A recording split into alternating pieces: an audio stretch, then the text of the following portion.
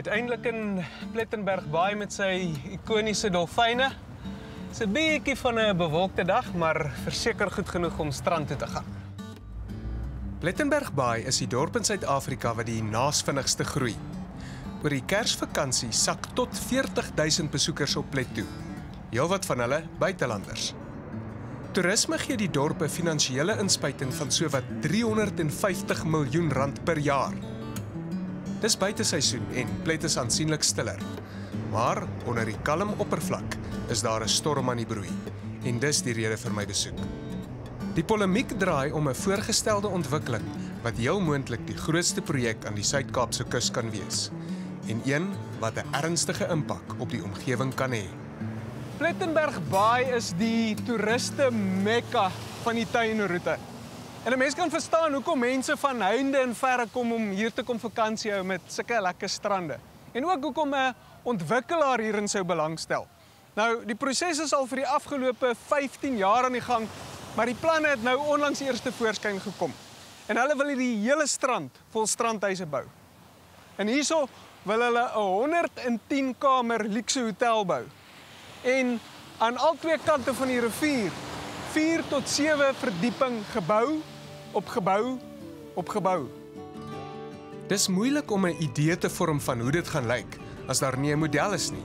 Ten spyte van 'n versoek van die munisipaliteit het die ontwikkelaar nog nie een verskaf nie. Daar's ook geen duidelikheid oor die boustyl nie. En dit het die inwoners genoop om 'n grafiese kunstenaar aan te stel om 'n gevoel te kry van hoe dit moontlik mag lyk. Gebaseer op inligting uit die ontwikkelaar se eie bestekopname kan die Hoofstrand en die Piesangsrivier strandmeer dalk binnekort so lyk. En van die Robbergstrand se kant, as 'n mens in die rigting van die Keurboomsmonde kyk, kan dit so lyk. En die uitsig van die gewilde Hoofstrand mag dalk omskep word van dit na dit. Nodeloos om te sê, het plaaslike belastingbetalers ewig kapsie gemaak. Basil van Rooyen verteenwoordig die Red Plet Alliansie, 'n versameling van verskeie groepe uit die gemeenskap wat saam teen hierdie ontwikkeling beklei. So dit moes seker as 'n redelike skok gekom het dat daar nou skielik so groot ontwikkeling is. Hoe voel die mense daaroor? Hulle is in. Kan ek daai uitdrukking gebruik. Die rede hoekom mense hier kom bly en eiendomme hier besit is omdat dit 'n aangename omgewing is. Jy weet, jy's naby aan die natuur, jy het strande, jy het woude, jy het berge, en is 'n baie streng beperking op hoe hoog jy goed kan bou in Plet, nog altyd gewees. So hierdie ding is heeltemal buite die scope van wat mense verwag om in Plet te hê. Gedurende die Desembervakansie het hulle neeveldtog met 'n protesaksie op die strand afgeskop. Daarna het hulle by inligtingspunte oral oor die dorp handtekeninge van inwoners en toeriste gewerf. Sover het meer as 6500 geteken, met 99% wat teen die ontwikkeling stem. Een van Afrika se grootste regsfirmas is ingespan om die saak verder te voer en dit gaan sonder twyfel 'n baie duur oefening wees. We've got a team of specialists who are advising the Save Plet Alliance. Maar ver ander kan die pragtige strandwonings is gemeenskappe desperaat vir werksgeleenthede. Hulle voel dat omdat toerisme maar 'n kort 3 maande van die jaar verskynsel is, dit hulle nie kan onderhou nie. Howard Smith is ondervoorsitter van die Gevorderde Gemeenskapsontwikkelingsvereniging. Ons is vir die development. Ons stem saam dat Plet is van kardinale belang dat ons 'n development soos dit het in terms van job creation, sustainability. Because Plettenberg Baai hier langs die kus het die hoogste rates in Texas. En as niks gebeur nie, ons mense sit sonder werk, unemployment, crime is besig om te escalate, and we need something to sustain this place. And the harbour development like this can be, you know, it can be the very thing that we're looking for. We need to see Plet evolving. Plet cannot stay the way it is. I've been here for 17 years. It's still the same. Yes, the community wants the harbour, but it's only the few people who do have. They only want the bay for their leisure time. Maar hoe het dit alles begin? Wel, dit gaan terug na 1996, toe hier 'n floreerende chokka-industrie was. Die stadsraad wou die bote weg van die hooftoeristestrand na 'n hawe skuif. In 1998 het hulle vir die ontwikkeling van 'n klein boothawe geadverteer. 'n Maatskappy genaamd Selby is in 1999 as die verkose beheer aangewys. Dis later na Western Cape Marine Investments eiendomsbeperk verander. In 2002 is 'n ooreenkoms onderteken wat die Bethou munisipaliteit wettiglik aan die ontwikkelaar verbind het. Maar dit het 'n verdere 11 jaar geneem voordat die publiek die planne onder oë kon kry, van wat nou veel meer as net 'n klein boothawe is. En die wêreld het sedert 2002 radikaal verander. Die chokka-bote het lankal reeds van die toneel verdwyn, en ook die vis. Met geen markaanvraag of wenslikheidsstudies wat onlangs gedoen is nie, is die vraag of Plet dit nog nodig het. In 2002 is 'n ooreenkoms onder 'n ANC-raad onderteken.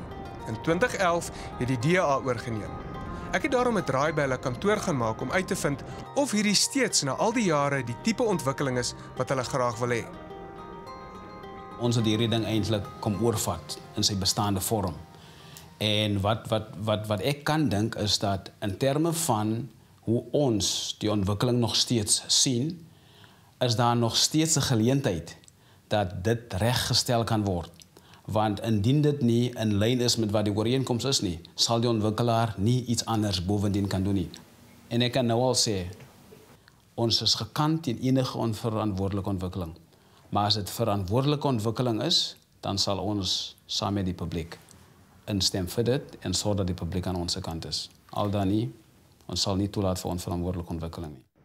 Maar die Red Plet Alliansie sê die ontwikkeling is onvanpas, want Plet en die gemeenskap het geen sê hierin gehad nie. Wat er nou op die tafel is een ontwikkelaar se idee. Niemand gekonsulteer nie. Dit het niks te doen met wat die mense werklik nodig het of wat hulle wil hê nie.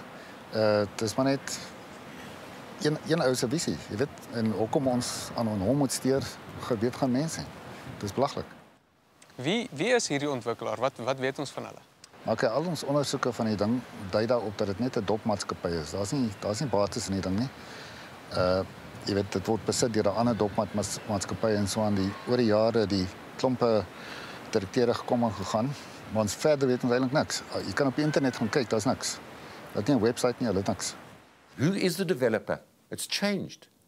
The original contract signed by X, the addendum signed by Y, and new contracts unsigned, the recent appointment of directors, all new people. So in fact, we don't, the Plet community do not know who they are dealing with. Ons het die ontwikkelaar Pieter Eyen van Western Cape Marine Investments genooi om lig op sy planne te werp. Hy wou egter nie aan die program deelneem nie en het dit duidelik gemaak dat hy niks te sê het totdat die regering op die bestekopname gereageer het nie. Wat 'n jammerte is, want hierdie ontwikkeling gaan die voorkoms van Plet permanent verander en in die omgewing van 4 miljard rand kos. Dit sluit 482 residensiële eenhede, winkel- en kantoorruimte, 'n hotel, ondergrondse parkeerterrein, strandhuise, 'n dorpsplein en seilbootklub in. Waarom word dit dan steeds as 'n klein boothaweontwikkeling beskryf? Hulle het genoem dat dit is 'n kombinasie, maar in terme van die skaal van watter tipe bedryf meer baat gaan vind as die ander, verstaan, is iets wat ons aan die einde van die dag sal moet oor kommentaar lewer as ons veral die model van die projek voor ons het. Is daar 'n omsigtigheidsstudie gedoen om te bepaal of die ontwikkelaar die bevoegdheid en die kundigheid het om 'n groot projek soos hierdie aan te pak? Dit het by die vorige raad begin en dit was die vorige raad se plig gewees om dit te doen. Maar die stand van sake wil dit blyk dat die vorige raad het dit nie gedoen nie. En dit is deel van die dinge wat ons nou aangevra het toe ons weer hierdie ding suurstof gegee het. Hierdie inligting is alles van kritieke belang en die ontwikkelaar word wettiglik verplig om dit te verskaf. Maar belangriker nog is die impak wat die ontwikkeling op die omgewing gaan hê. En dis hier waar ons by die bestekopname kom. Voordat enige ontwikkeling kan plaasvind, is 'n omvangbepalingsverslag nodig. Nou, dis dit. En vir enige iemand om kommentaar te lewer oor hierdie proses moet hulle deur al hierdie volumes werk gaan. Nou, ek weet nie wie tyd daarvoor nie, maar ek weet daar is 'n reuse hoeveelheid werk wat vir my voorlê. So verskoon my asseblief vir so 'n week. Of maak dit 'n maand. Die verslag beslaan 'n eislike 2000 bladsye. En geen wonder nie. Die skaal van die projek en sy ligging op die strandmeer en strand lyk ten minste vir my of dit heel moontlik amper elke omgewingswet wat ons het verbreek. Dit sê die Piesangsrivier strandmeer is die beste plek vir hierdie ontwikkeling, wat basies 'n massiewe marina is. Al hierdie sand sal verwyder moet word. Die rivieroewer sal deur betonstrukture vervang word waarop die woonstelle en wandelhowe gebou gaan word. So wat 120 meter van die hoofstrand sal moet plek maak vir die hawe-ingang, met 'n lang keerwal of golfbreker wat ver in die see uitloop. Die Piesangsrivier strandmeer sal tot niet wees, en die plan is om 17 privaat strandhuise al langs die hoofstrand te bou. Rudy Martin is 'n lid van die Plettenberg Baai se omgewingsforum. Hy glo daar's nie 'n manier dat ons omgewingswette dit sal toelaat nie. South Africa has probably the best environmental laws that there are, and this kind of development, this proposed development, would be in violation of these laws quite clearly. We don't see much of a chance of him getting environmental approval. We would be shocked if he would. Van al Suid-Afrika se ekostelsels word vlei lande die ergste bedreig. Buiten die nasionale omgewingsbestuurswet is daar ook die geïntegreerde kusbestuurswet en nou ook die nuwe nasionale strandmeerprotokol wat in Mei 2013 ter tafel gelê is. Hierdie wette laat eenvoudig nie ontwikkeling soos hierdie toe nie. En volgens die Red Plet Alliansie se regspan het 'n latere omgewingsstudie wat in opdrag van die ontwikkelaar gedoen is, dit duidelik gestel dat geen ontwikkeling enigsins in hierdie strandmeer gedoen behoort te word nie. Maar dit is geïgnoreer. 3 points from the scoping report, hot off the press, because it was submitted this morning. Firstly, in summary form, the Pisang River estuary is not a preferred alternative. Interesting. Well, that says it all. Secondly, the Coastal Management Act does not permit developments in the coastal protection zone unless it provides a public service or cannot be developed elsewhere. Now that's a new act. Thirdly, and we've got 8 points here in summary form, you can see it, it'll be in public domain. Importantly, water supply. Water supply in Plet has always been a problem. It hasn't been dealt with. Die Bitou munisipaliteit was al verskeie kere as gevolg van 'n waterskaarste tot rampgebied verklaar. Die ontwikkelaar wil hul ontsoutingsaanleg van R30 miljoen wegskuif. Maar daar is geen verwysing na enige waterbeskikbaarheidsstudies om te wys hoe hulle beplan om aan hulle waterbehoeftes of die van ander ontwikkelings te voldoen nie. En wat nog van riool, elektrisiteit, vullisverwydering, paaie ensovoorts. Hier moet tog sekerlik langtermyn ontwikkelingsplanne vir Plettenberg Baai wees. Hoe pas hierdie ontwikkeling daarbey in? So ja, al die planne bestaan en hierdie ding feature nêrens nie. Daar is, jy kan enige plan gaan kyk, hy bestaan nie, hy is nie op dit nie. So daar is geen voorsiening gemaak daarvoor nie. 2011 was die munisipaliteit wankelerig. En baie van die prosedure en prosesse was nie volgens die boek gedoen nie.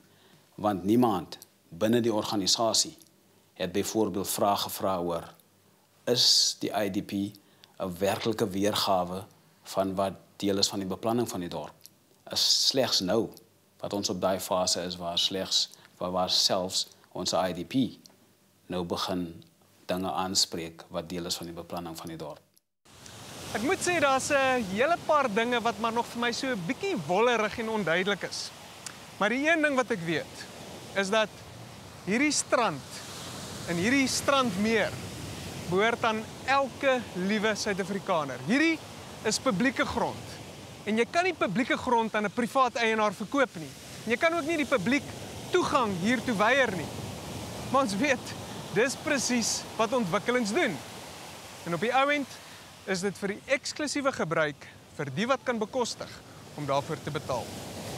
But let's get to the main fundamental issues, namely this is public open space, absolutely important.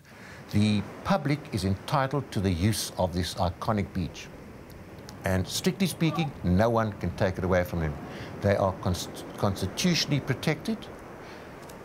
As a member of the public, any process to get transfer of ownership, which would be impossible, or transfer of any other rights, where it's leasehold, will take a long, long time. So I see this process at the end of the day taking another decade.